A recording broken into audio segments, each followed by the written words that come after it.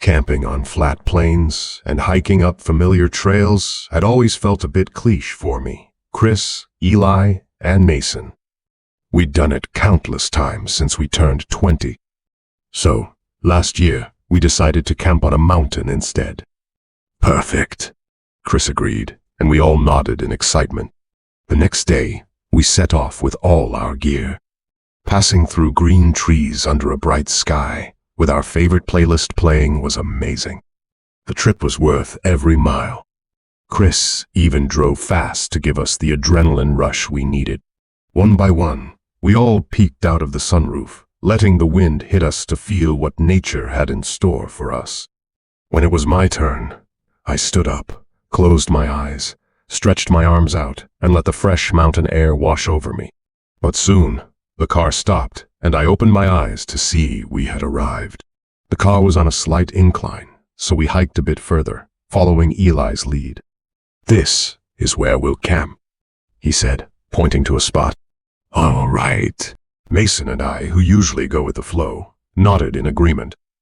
We unloaded our stuff and set up camp to kick off the adventure. The first day went just as planned. We spent it hiking up trails, snapping photos of vibrant reds, oranges, and yellows blanketing the trees. By late afternoon, Chris suggested we move the campsite a little higher, saying, "This spot's too basic." Looking back now, I realize how stubborn he was. But at the time, we went along with it. After a bit more hiking, we found a secluded spot in a small clearing, perfect for camping. We set up our tents, built a fire, and settled in, enjoying the cool mountain air. As night fell, we sat around the fire, sharing stories and laughing under the clear, starry sky. Everything felt perfect until we heard a strange noise that broke the calm. It sounded like something clinking against rocks nearby. At first, we brushed it off as animals foraging, but soon, small rocks started bouncing across the ground, seemingly out of nowhere. The laughter faded, and our eyes darted around in the darkness. "Did you guys see that?" Eli whispered. We all nodded, peering into the shadows. Chris tried to brush it off. "It's probably just animals," he said, but his voice held a hint of doubt. "Why you sound so unsure?" Mason taunted, his words silencing Chris. "If they're not animals, then what else could it be?" Chris retorted defensively. "It could be anything, just not animals," Mason argued, and I agreed. "Honestly, they've got a point," Eli added, leaving Chris the only one holding out. While we were debating, more rocks fell. It felt like we were being watched, a prickling sensation at the back of our necks that was hard to ignore. Instead of arguing, "Let's move to the other side," Eli suggested. "True," I nodded. "Better safe than sorry." We packed up and moved deeper into the woods, setting up camp again in a densely wooded area, hoping the trees would offer some cover if something or someone was lurking nearby. It took a while, but we finally got settled and crawled into our tents, trying to get some rest. I closed my eyes, but the silence around us felt too thick, almost as if the forest itself was holding its breath, waiting for something to happen. Just as I was drifting off, a sudden, loud bang echoed through the night, sharp and close, like an explosion. Heart pounding, I scrambled for my flashlight, and I could hear my friends in their tents doing the same. "Did you hear that?" Mason whispered from the tent next to mine. "Yeah." "What was that?"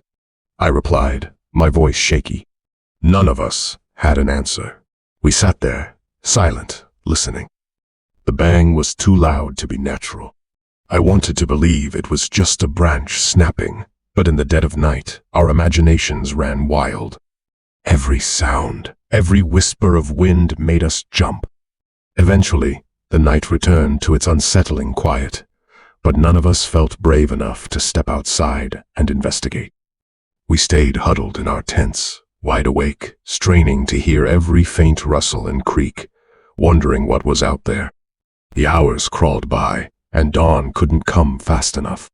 When the first light crept over the mountains, we stumbled out of our tents, bleary-eyed and tense.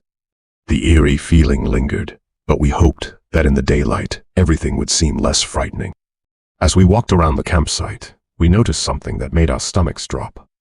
Near the edge of our camp, a massive tree lay fallen across the ground, its roots torn from the earth. The soil around it was still loose, and disturbed it had definitely fallen during the night. The sound of the bang from the previous night replayed in my mind. It was likely the sound of the tree crashing down, but realizing how close it had been to our tents was terrifying. If it had fallen just a bit closer, we could have been seriously hurt or worse. "How did this happen?" Chris asked, sounding like he wanted answers. We exchanged glances, a silent understanding passing between us. Why had it happened just when we were there? We'd had enough. The strange rocks, the loud bang, and now this fallen tree all felt like warnings we couldn't ignore. Without another word, we packed up camp as quickly as we could, skipping breakfast. Each of us kept glancing over our shoulders, half expecting to see something lurking in the shadows, watching us leave. By the time we reached the trailhead, our nerves were shot, and we couldn't wait to get back to the safety of our car.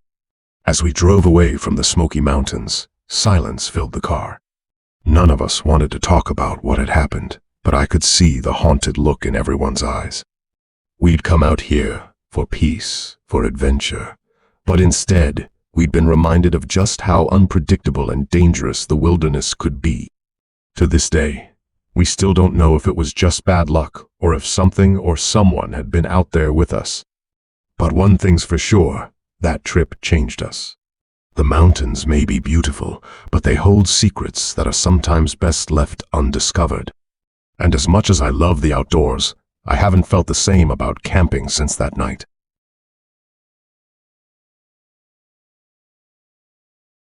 Mount Washington, my favorite mountain, always on my list. Yet, my wife's and Mom's fears kept me home on weekends. So, I decided to make this hike solo and in secret. They thought hiking was a dangerous risk. For me, it was a test of endurance and skill. I'd scaled countless peaks, weathered storms, and navigated treacherous terrain, but I'd never attempted something as isolated and potentially dangerous as a solo climb through the death zone. The allure of conquering it alone was too great, and that decision nearly cost me my life. I left quietly, my wife and mother still asleep, and set out for the mountain. As the sun rose, I reached the base of Mount Washington, excitement pulsing through me. I said a quick prayer, steeling myself for the challenge ahead, and began my ascent. The first steps felt familiar, but climbing after so long was still a challenge, and the altitude was unforgiving. As I neared the summit, that familiar thrill of accomplishment filled me. But then I saw something that made me stop in my tracks. Off to the side of the narrow trail was another hiker, lying face up in the snow. At first, I thought he was resting, but as I got closer, I realized he was motionless. My heart sank. I brushed off some snow and saw that his face was frozen in an expression of horror. He was dead, a climber who hadn't made it. My excitement drained, replaced by an overwhelming sense of dread. For the first time, I wondered if I would end up like him. I lingered only for a moment, but the image was seared into my mind. The stillness, the cold finality of it all. My heart pounded as I began my descent, desperate to leave that haunting sight behind. But I couldn't escape the image of that fallen climber. It clung to me, with every gust of wind, every crunch of snow underfoot. I kept seeing his still form, his wide, frozen eyes staring at the sky. The more I tried to shake the thought, the more it consumed me. My focus wavered, and suddenly I slipped. The ice beneath my boot gave way, and I stumbled, pitching forward. Instinctively, I jammed my ice axe into the ground, but it was too late. My momentum pulled me forward, and I went tumbling, colliding hard with an outcropping of rocks. Pain shot up my leg as I hit the ground. When I looked, my legs were twisted at odd angles. I lay there, staring up at the blinding white sky, my mind racing. I tried to sit up, but I couldn't move. Both of my legs were broken. Panic surged through me, bringing back images of the dead climber I'd just seen. now feeling closer to that fate myself. The realization hit hard. I was in the exact same place as that man, helpless, vulnerable, facing the terrifying possibility of death on this mountain. As the sun began to dip lower, casting shadows over the mountainside, I weighed my options. My radio was damaged in the fall, and my phone was lost somewhere in the snow. The cold was creeping into my bones, and my layers offered little comfort. I tried to shout for help, but my voice was weak, swallowed by the vast emptiness around me. In that state, half dead, half alive, I knew time was running out. I thought back to all the advice I'd given others, even my family. Stay calm, don't waste energy, focus on survival. But here, lying broken in the snow, those lessons felt distant and useless. Despair clawed at me. The isolation made every moment stretch longer. Hours dragged on, darkness creeping in and covering the mountain with a heavy silence. The dead climber's face haunted me, and I wondered if I would become just another cautionary tale, a body in the snow for other climbers to stumble upon. Just as I felt myself drifting into unconsciousness, a distant mechanical hum cut through the silence. My eyes fluttered open, and I strained to see. The sound grew louder until I saw the flashing lights of a helicopter approaching. Relief flooded through me, bringing warmth even as my body ached and shivered. The rescue team descended like angels, lifting me onto a stretcher with a care I'd never imagined I'd need. Their voices were calm, reassuring as they strapped me in and took me back down to safety. As the helicopter rose, I looked down at the mountain with a strange mix of gratitude and sorrow. Back at the hospital, doctors worked on my injuries, marveling that I'd survived the fall. As my body began to heal, though, my mind remained scarred. I couldn't shake the memory seeing that climber's frozen body, feeling the helplessness as I lay in the snow, realizing how close I'd come to death. Bound to walk away, the experience left me shaken. I'd always believed I was strong, almost invincible, but that climb showed me the harsh truth. Nature was indifferent, merciless. I could have easily been left on that mountain, another body frozen in time. Now, when people ask me about my mountaineering days, I smile and nod, but I avoid telling the full story. I haven't returned to the mountains since. I respect them, maybe even love them, but I know now that some challenges come at too high a cost. I've learned that survival isn't always about strength or skill. It's about knowing when to walk away. My kids' exams were finally over, and Tom and I had time to finally execute an old plan hiking in the Torn Gap Mountains. We sent the kids to their grandma's house and set off for our long dream trip the next morning. The crisp air and utter silence were exactly what we needed to shake off the stress we'd been facing for so long. The faint rustling from the trees felt like a wind chime in that stillness, almost making me fall asleep. After we arrived, we left everything in the car for a while and just sat on the hill, resting our heads on each other's shoulders, gazing at the scenery in front of us. We both stayed silent, not talking, just observing, letting that beauty soak into our minds, dreaming about how incredible it would be to live there full time, far from the hustle of towns. What if the mountains could be our backyard, our home, a place of peace and solitude? It was a tempting thought. Soon, we set up our camp and went hiking. Along a familiar path near our campsite, we noticed a figure lying off trail, half buried in the snow. At first, I thought it was a trick of the light or a fallen tree branch, but as we got closer, I realized it was a person, a man, lying motionless. My heart began to race. I called out to him, my voice echoing against the rocks and trees. Hoping he was all right. The sound of my voice, the man suddenly sprang up as if he'd been startled awake. He looked right at us, wide-eyed, and muttered something I couldn't understand. His expression was blank, with a strange, distant glint in his eyes that unsettled me deeply. He wore a dark, oversized jacket, torn in places, and looked oddly out of place. "Are you all right?" Tom called, his voice steady but cautious. The man didn't answer. He simply blinked at us, as though he was trying to comprehend where he was or even who he was. When Tom took a step closer, the man backed away, his gaze darting around wildly. He looked confused, as if he couldn't remember who we were or even who he was. I tried to reassure him, offering to help, but he just mumbled something under his breath, took a few steps back, and then abruptly turned and ran into the dense trees. Tom and I stood there, stunned. Who was he, and why was he lying alone in the snow, so far from any road or town? Part of me wanted to follow him, to make sure he was safe, but Tom shook his head. "It's getting dark, and the temperatures will drop soon. Let's go back and call someone." We returned to the cabin, troubled by what we'd seen. That night, we reported the incident to the local police, who promised to send someone to check the area the next morning.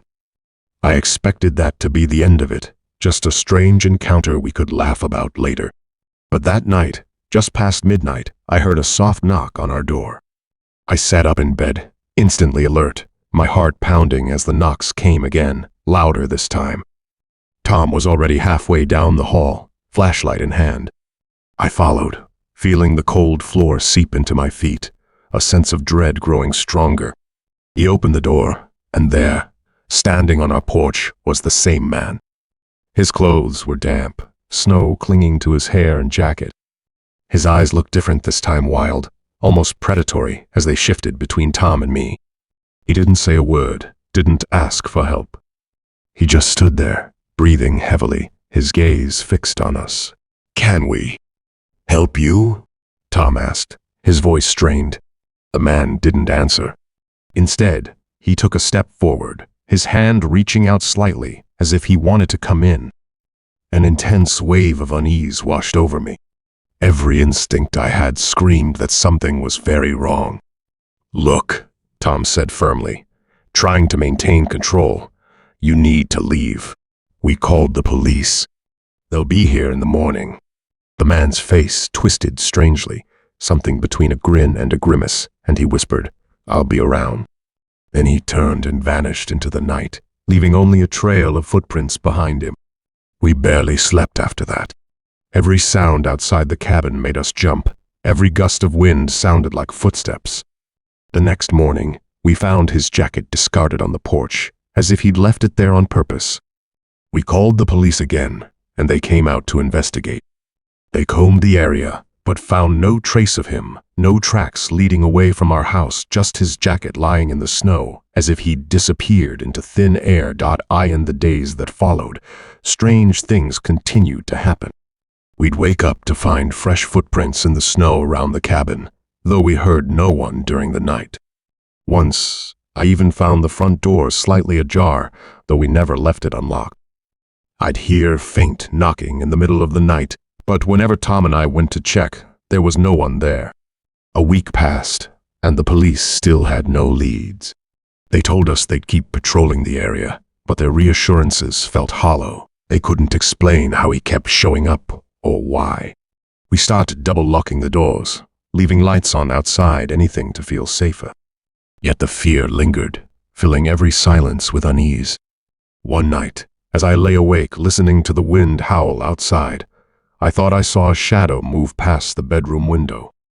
I froze, staring into the dark, but when I dared to look closer, there was nothing there. Just the shadows of the trees swaying in the wind. Or so I told myself. Eventually, the visits stopped, and the police moved on to other cases. But Tom and I were left haunted by the experience, by the memory of that man and the unsettling events that followed. To this day, we never learned who he was or what he wanted. Sometimes, when I'm out on the trail, I catch myself glancing over my shoulder, half expecting to see him standing there, watching us with those wild, unreadable eyes. We live in the same house, the same peaceful place, but it no longer feels quite the same. The mountains that once brought us so much comfort now feel a bit colder, a bit darker, as if they too remember that night and the stranger who left without a trace. Our plan was accomplished, and we were happy, but still, I wish it hadn't been. After months, Nora and I were thrilled, realizing our dream of hiking Mount Denali had finally come true. We had prepared thoroughly for the trip, our last big adventure left on our bucket list. Most of our dreams involve adventure, exploring a desert, living in a remote area, venturing into the depths of the sea, and more. What connected us most was the thrill of doing something different, something challenging. Unlike most people who would feel anxious, we relished these experiences.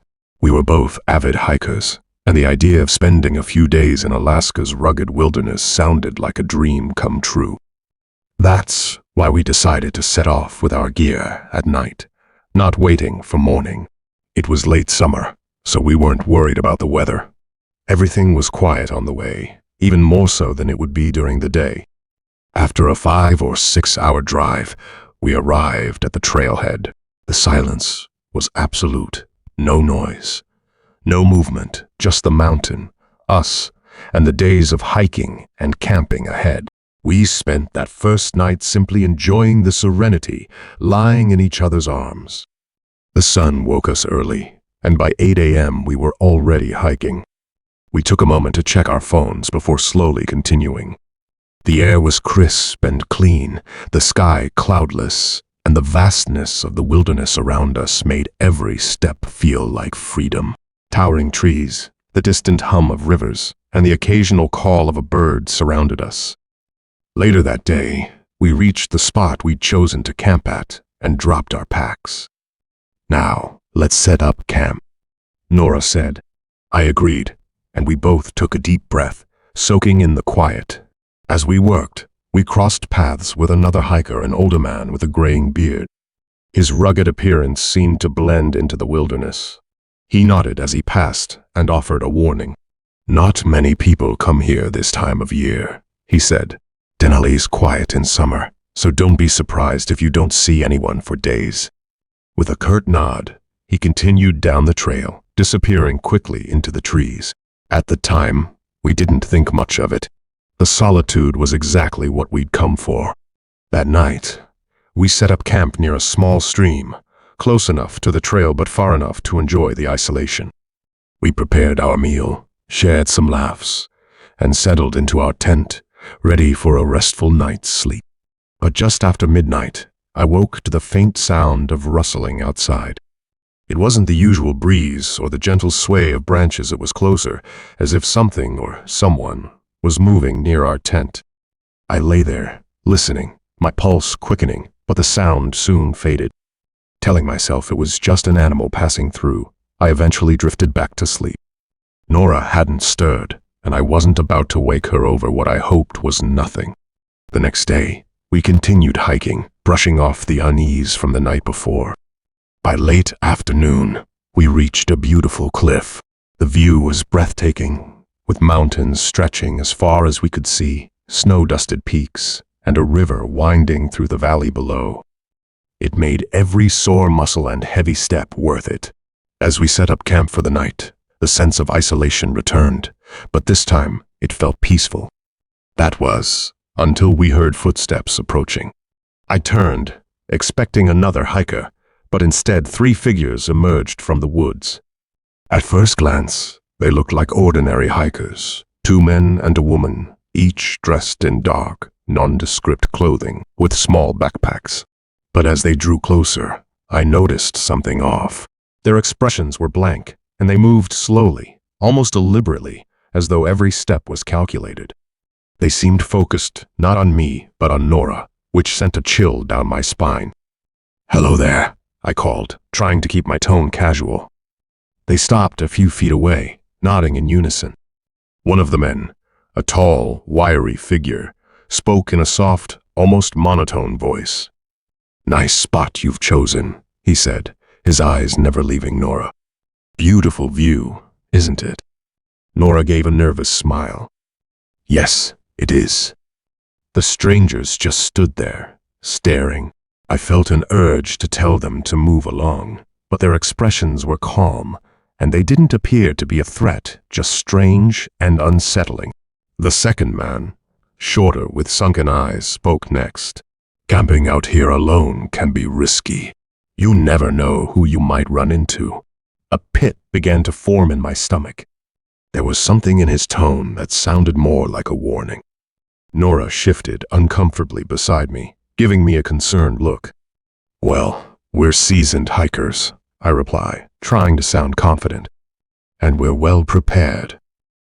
The three strangers exchanged glances, a silent communication passing between them, and the woman's eyes flicked back to me. She gave a slow, almost eerie smile. Good to hear, she said softly.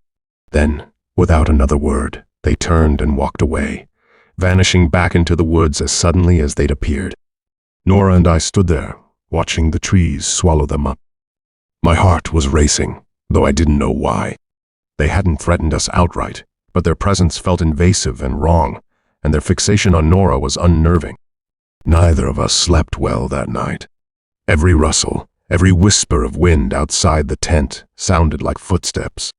I lay awake, replaying the encounter in my mind, wondering who they were and why they were out there. Morning couldn't come fast enough. As soon as the first light broke, we packed up in silence. Nora didn't need any convincing. She was just as ready to leave as I was. The trail back felt longer, every snap of a twig setting my nerves on edge. We kept checking behind us, half expecting to see those three figures following.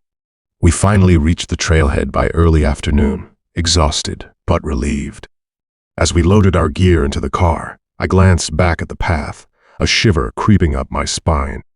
Part of me wanted to believe the encounter had been harmless, one of those strange moments you attribute to the mysteries of the wild. But I knew better. On our way home, neither of us said much. The beauty of Denali had been tainted by a sense of unease we couldn't shake. I'd hiked dozens of trails, even gone on solo expeditions, but none had left me feeling this vulnerable. Since then, we haven't returned to Denali. I still feel the call of the mountains, but there's something about that place that leaves me wary. What was supposed to be a peaceful escape became a reminder of just how unpredictable and unsettling the wilderness can be. And, though I don't like to admit it, I sometimes think back to that moment on the cliff, wondering who those strangers really were and what might have happened if we'd stayed just one more night.